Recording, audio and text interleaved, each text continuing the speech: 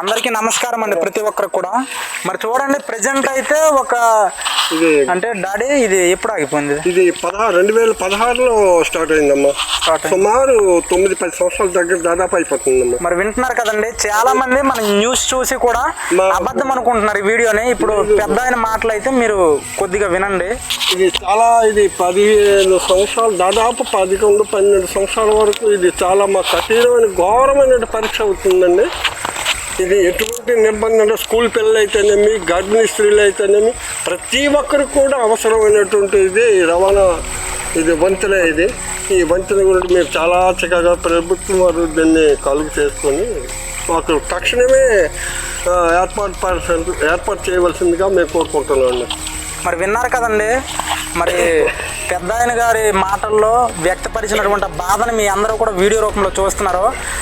మా కష్టాలు మేమే చెప్పుకుంటాను, కానీ ప్రభుత్వం వారు దీన్ని చర్య తీసుకుని ఎవరు కూడా దీన్ని విమర్శించుకుంటున్నారు, కానీ పట్టించుకోవడం లేదండి. నగరాలు అయితే మరి అభివృద్ధి అవుతున్నాయండి, ప్రభుత్వం దృష్టికి అయితే తీసుకెళ్తున్నారు. ఇలా మా చిన్న చిన్న గ్రామాల్లోనేమో ఇలా ముఖ్యంగా రవాణా మార్గం అండి. ఇది ఇందాక డాడీ గారు చెప్పినట్లుగా గర్భిణీ స్త్రీలు ఏంటి, స్కూల్ స్టూడెంట్స్ ఏంటి, కాలేజ్ స్టూడెంట్స్ వీళ్ళందరూ కూడా వర్షాకాలంలో చాలా ఇబ్బంది అవుతున్నారండి. మా బాధలను అయితే ఎంతో మంది చెప్పుకున్నాం, అయినా తీరట్లేదు. మీ అందరూ కూడా ఈ వీడియోని అయితే ప్రభుత్వం వరకు తప్పకుండా షేర్ చేయండి. ఎందుకంటే మా కష్టాలు ఇక్కడ మేము అనుభవిస్తున్నాం కాబట్టి మా అందరికీ తెలుసండి. మీరందరూ కూడా ప్రభుత్వం వరకు చేరేటట్లుగా ప్రయత్నం చేయండి. ఇది చెప్పుకోవాల్సిందండి సార్, ఇది ఎందుకంటే ఇది కనీ వెరిగినటువంటి సమస్య ఇది సార్.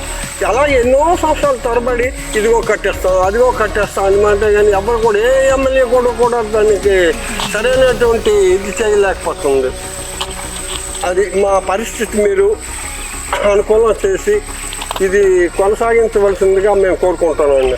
మరి చూసిన ప్రతి ఒక్కరికి హృదయపూర్వక ధన్యవాదాలు తెలుపుకుంటూ సరికొత్త వీడియోతో కలుసుకుందామండి. అంతవరకు సెలవు. ఓకే.